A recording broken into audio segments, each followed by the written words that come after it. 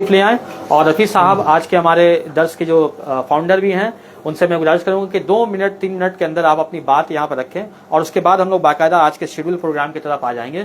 तो एक जोर तालियों से हम वेलकम करते हैं जनाब मोहम्मद रफ़ी साहब।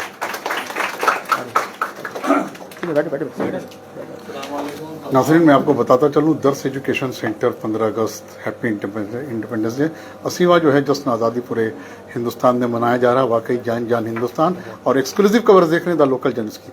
तालीमी तहरीक का एक जो है कि मेरिकल अलग ही मरकज़ है ये, जहाँ के तमाम टीचर्स की हम मुमकिन कोशिश के बच्चों को तालीम के ज़रिए जो है बुलंदी बख्शा जाए। अभी आप सुनेंगे मोहम्मद रफ़ी साहब को। बहुत बहुत शुक्रिया। तमाम तालिब इल्म यहाँ पर मौजूद है और टीचर हज़रात भी हैं। आप सबों का शुक्रिया, आप लोग हमारे बुलाने पर आए हैं। ठीक है ना? हाँ, हम हमारे बुलाने पर आए हैं। दर्स एजुकेशन का क़याम एक्चुअली 2019 से चल रहा है। मैं उस वक्त ऑनलाइन पढ़ाया करता था और कोशिश हमारी यही थी कि आप लोगों को कंपटीशन एग्ज़ाम के लिए तैयार किया जाए। लॉकडाउन का ज़माना था, ऑनलाइन पढ़ाई कराने की मैंने कोशिश की, बहुत ज़्यादा कामयाबी नहीं मिली। फिर बाद में धीरे धीरे लोग आते गए और मैं बहुत ज़्यादा शुक्रगुजार हूँ सैयद अजहरुद्दीन साहब का। इसके अलावा टीचर जो हमारे सरवर साहब हैं और भी तमाम लोगों ने बहुत मुझे मदद किया। और तमाम टीचर्स फ्री ऑफ कॉस्ट पढ़ाने के लिए तैयार हैं, लेकिन हमने कहा कि नहीं, आप फ्री ऑफ कॉस्ट मत पढ़ाइए, बहुत नॉमिनल चार्ज लेकर के पढ़ाइए। तो ये तमाम काम जो हम लोग कर रहे हैं किसके लिए कर रहे हैं? सॉरी, आप लोगों के लिए कर रहे हैं। तो आप लोगों को इस बात को समझना पड़ेगा कि हम लोगों की मेहनत जो है आप लोगों के लिए है, ठीक है ना? और इसको कामयाब करने की जिम्मेदारी भी आप लोगों का है। हम लोग पढ़ा सकते हैं, गाइडेंस दे सकते हैं, सब कुछ कर सकते हैं, लेकिन एग्ज़ाम नहीं दे सकते हैं। आप लोगों को देना है, तैयारी आप लोगों को करनी है। तो मेरा आप लोगों से यही रिक्वेस्ट है कि अगर आप इस इंस्टीट्यूशन को आगे बढ़ाना चाहते हैं और चाहते हैं कि बाद में भी ये चलता रहे और मुल्क कौम की खिदमत करता रहे, तो इसके लिए आप लोगों को मेहनत करना पड़ेगा और आप लोगों का अचीवमेंट ही इस इंस्टीट्यूशन की कामयाबी का जिम्मेदार होगा। इसी के लिए साथ मैं अपनी बात को ख़त्म करता हूँ। Thank you very much. और किसको देना? और अब मैं चाहूंगा कि हमारे दर्स एजुकेशन सेंटर जो कि तालीमी तहरीक की शुरुआत गार्डन मटिया बुर्ज की सरजमीन पर वाकई एक अच्छा इनिशिएटिव है। बच्चों के अंदर जो है तालीमी तहरीक के जरिए लेकर के 2-3 बाइट लेके निकल जाएंगे, वो अपना कर लेंगे। आप बैठिए इधर बैठिए, आप इधर बैठिए। अजहर साहब, तो अब मैं आपको बताता चलूं कि आज मटिया बुर्ज गार्डन रीच में तकरीबन 2015-16 के बाद जिन लोगों ने कंपटीशन के मैदान में अपना लोहा मनवाया है, उनकी तादाद 14 से प्लस हो चुकी है। और हमारे न्यू जनरेशन जो है वो काफ़ी तादाद में गवर्नमेंट सर्विस की तरफ आ रहे हैं। मैं उनकी बात करूँ जो सिर्फ ग्रुप ए ऑफिसर, इसके अलावा और भी सेक्टर ऑफिसर से जो अपने खिदमात पब्लिक एडमिनिस्ट्रेशन में हुकूमत मगरबी बंगाल के अंदर, हुकूमत हिंद के अंदर अंजाम दे रहा है। तो उन 14 ऑफिसर्स में आपको पता है कि मटिया बुर्ज का वाहिद जो डिप्टी सुपरिटेंडेंट पुलिस हुआ वही हम लोग का स्टूडेंट रह चुका है, आमिर अली। वो आज कल मेरी बात हुई, हावड़ा डिस्ट्रिक्ट में अभी पोस्टेड है DSP के रैंक पर। तो आज ऑफिस के मसरूफियत की वजह से वो नहीं है, लेकिन वो हमारे साथ हमेशा कनेक्टेड रहा है, हमेशा हम लोगों के साथ रहा। हमारे यहाँ से DMDC डिप्टी मजिस्ट्रेट है फयान अशरफ अंसारी, जो मेरा करीबी बैचमेट भी है, मटिया बुर्ज का ही रहने वाला है। हमारे बीच एक और ऑफिसर भी है जनाब अरशद साहब, अभी झारग्राम में पोस्टिंग इनकी है, PSC के एग्जाम को कलेक्ट करने का जो यहाँ के फैकल्टीज भी है। बैठिए, आ जाइए। तो अब मैं चाहूंगा कि हमारे बीच जो गेस्ट हज़रात मौजूद हैं, सबसे पहले रस्मी तौर पर उनका इस्तकबालिया प्रोग्राम को हम लोग करने के बाद बाकी शेड्यूल के प्रोग्राम में आएंगे। सबसे पहले मैं चाहूंगा कि रुखसार से कि वो यहाँ आए, और चूंकि लेडीज फर्स्ट है इसलिए मैं चाहूंगा कि मोहतरमा सबकत रहीम को अपने हाथों से एक उत्तरीय पेश करके, आप आ जाइए, सबकत रहीम को उत्तरीय पेश करके आज हमारे दर्स एजुकेशन सेंटर में उनका वेलकम करें। बस कुछ ही देर में और भी हमारे गेस्ट हज़रात यहाँ पर आपको दिखाई देंगे, जो अलग अलग प्रेस। आ जाइए आप। अच्छा ठीक है, आराम से आइए। और हमारी दर्स के जो स्टूडेंट मोहतरमा सबकत रहीम को एक उत्तरीय पेश करके उनका स्वागत करते हैं। बहुत बहुत शुक्रिया मैडम आपका।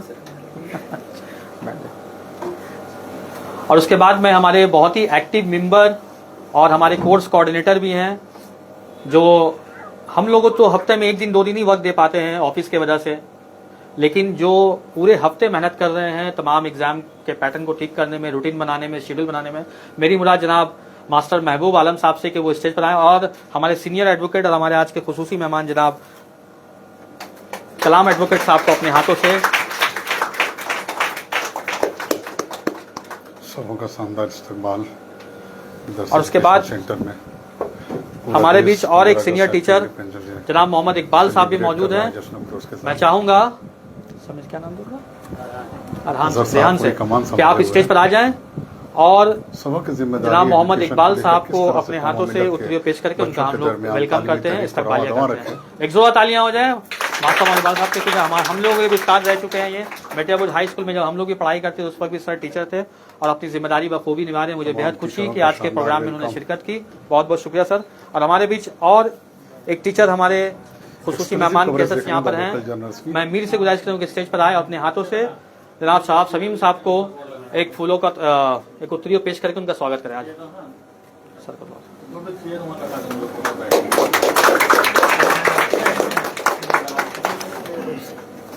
ठीक है पहनिए ना है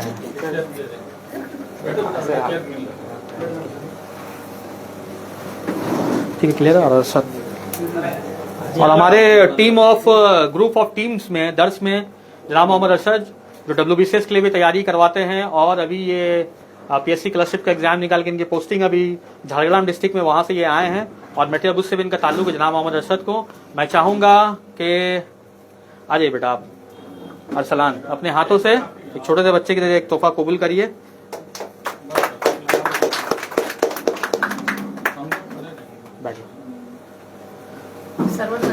सरवर सर का बेटा। और अब मैं चाहूंगा क्या स्टूडेंट का प्रोग्राम कुछ करा के फिर गेस्ट को पहले बुलवा लेते हैं, गेस्ट को जाना भी रहेगा। आप लोग थोड़ा ब्रीफ स्पीच करा देते हैं ना, क्योंकि जिनको भी जाना रहेगा निकल सकते हैं, कुछ स्टूडेंट का प्रोग्राम भी चलता रहेगा। तो 2 सेशन है। सबसे पहले चूंकि गेस्ट हज़रात बहुत देर तक तो यहाँ रह नहीं पाएंगे, लेकिन मैं गुजारिश करूंगा कि जब तक उनके पास वक्त है वो यहाँ पर रहें, क्योंकि और भी कई अरेंजमेंट हम लोग का किया हुआ है। हाँ। और मेरे तो गुजारिश है कि एक बार सर हजर सर को उत्तरीय पहना कर अरे नहीं भाई रफी साहब बाकी है, हम लोग अभी नहीं, अभी बैठे रफी साहब भी है, मैं सभी तो है हम लोग टीम। ठीक है, हमारे सभी यहाँ पे खास है, हमारे चेयरमैन को भी उन्होंने पहनाया, उनको दे देना चाहिए कम से कम पहले। तो मैं चाहूंगा कि चलिए ये दो खास जो मेहमान, एक हमारे जनाब शमसुद्दीन साहब जो हमेशा सोशल फील्ड पर एक्टिविस्ट रहते हैं और एक सीनियर जर्नलिस्ट भी हैं, और 2 लोकल जर्नलिस्ट की आवाज आज मैं समझता हूँ पूरे कलकत्ता नहीं पूरे right now it has been connected with the world, connected with the world, not only Kerala, Bangalore. ये बहुत खुशी की बात है। मैं आपके मीडिया चैनल का भी मुबारकबाद पेश कर, तालियां इनके लिए हो जाए। और मैं रफी साहब से गुजारिश करूंगा कि उन्होंने आज के इस प्रोग्राम को कवरेज दिया है, तो मैं गुजारिश करूंगा कि उनका सम्मानित में उनके इस्तकबालिया में एक थोड़ा सा, अब कैमरा घुमा देकर आ जाइए, उनको भी इस्तकबालिया हमारे के लिए द लोकल जज की हर मुमकिन कोशिश, जहां तक जिस तरह से प्रमोशन होगा हर मुमकिन कोशिश होगी कि अपने तय वो अपने काम करेगा। बहुत बहुत शुक्रिया, बहुत बहुत शुक्रिया। और उसके बाद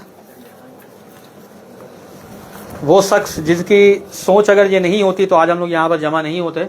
मेरी मुराद जनाब मोहम्मद रफ़ी साहब से है। मैं महबूब साहब से गुजारिश करूंगा कि अपने हाथों से उन्हें एक उत्तरीय पेश करके उनका इस्तकबाल जनाब मोहम्मद रफ़ी साहब, चेयरमैन ऑफ दर्स एजुकेशन।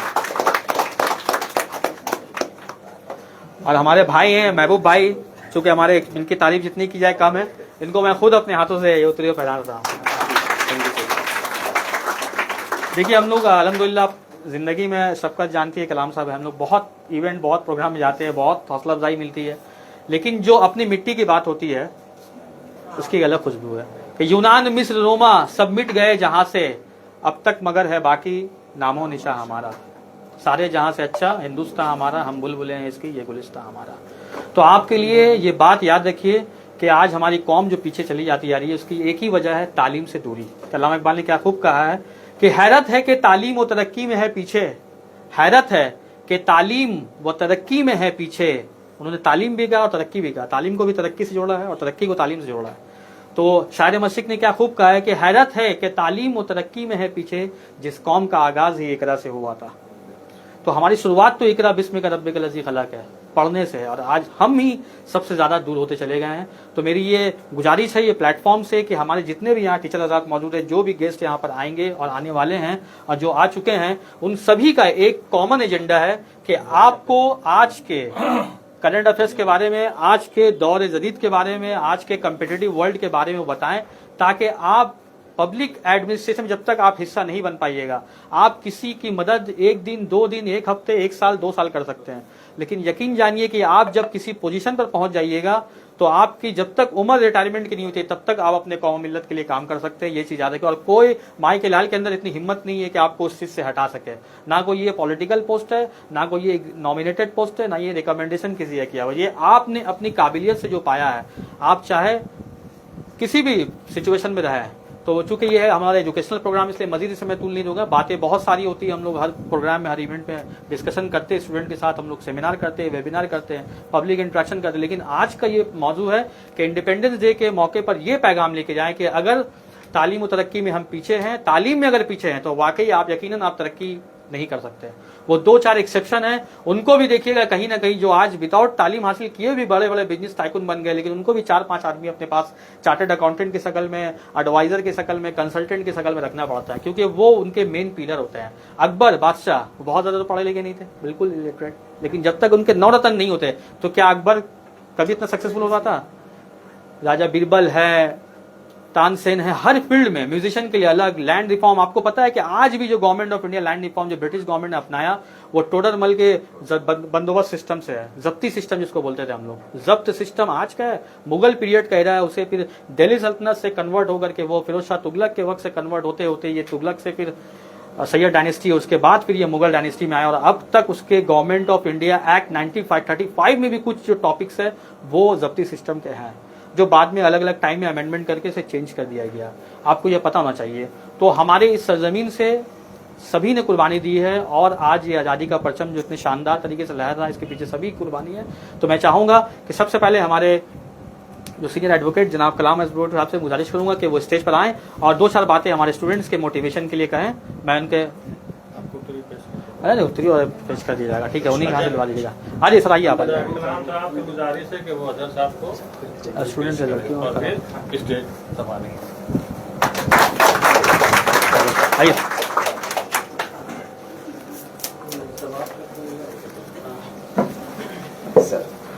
हाँ बिल्कुल, सॉरी।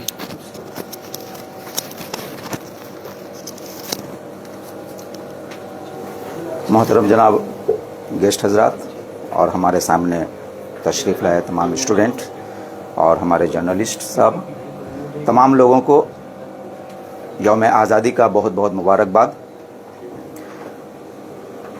इतिहास यानी इति माने बीती, हास माने कहानी, हिस्ट्री इज स्टोरी। अगर इतिहास में नाम दर्ज कराना है तो आपको अपनी पूरी कुर्बानियां वक्त के साथ देनी पड़ेगी, मेहनत करनी पड़ेगी। इतिहास आप लोग सब पढ़े हैं, सभी लोग जानते हैं।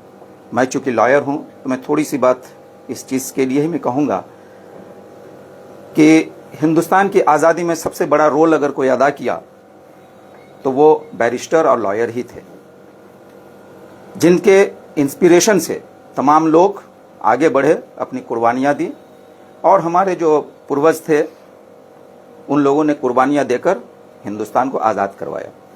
अब इस आज़ादी को बचाए रखना हमारा और आप लोगों का तमाम की जिम्मेदारी है। और अगर बचाना चाहते हैं तो आपको इतिहास से, हिस्ट्री से सबक हासिल करना पड़ेगा, और आज का जो दौर है इसके साथ कंपैरिजन करके अमल करते हुए आगे बढ़ना पड़ेगा। तो मेहनत ही सक्सेस का की है, कुंजी है। अगर आप मेहनत नहीं करेंगे तो कामयाब नहीं हो पाएंगे। अब कहेंगे मेहनत कैसा, तो मेहनत एक मोटिव लेकर करना पड़ेगा। आपको क्या बनना है? अगर लॉ में जाना है तो उस हिसाब से मेहनत करनी होगी, अगर डॉक्टर बनना है तो उस हिसाब से मेहनत करनी पड़ेगी, इंजीनियर बनना है तो उस हिसाब से स्टडी करना पड़ेगा। तो अगर मेहनत करना है तो अभी से आपको मोटिव बनाना पड़ेगा, और मोटिव बनाकर फिर आगे बढ़ना पड़ेगा। अगर कहेंगे कि मेहनत से ही कामयाबी मिलती है तो ऐसी कोई बात नहीं है। मेहनत रिक्शा चलाने वालों को भी करना पड़ता है, मेहनत काम करने वालों को भी, जो खेत में किसान हैं, हजरात हैं, तमाम लोगों को काम करना पड़ता है, और सब अपने अपने तरीके से मेहनत कर रहे हैं, लेकिन उस टारगेट को नहीं वो रखते हैं जहां उनको पहुंचना है। तो आपको टारगेट हासिल करने के लिए मेहनत करना पड़ेगा। और दर्श फाउंडेशन 2019 से मैं भी जुड़ा हुआ हूं। जब कभी भी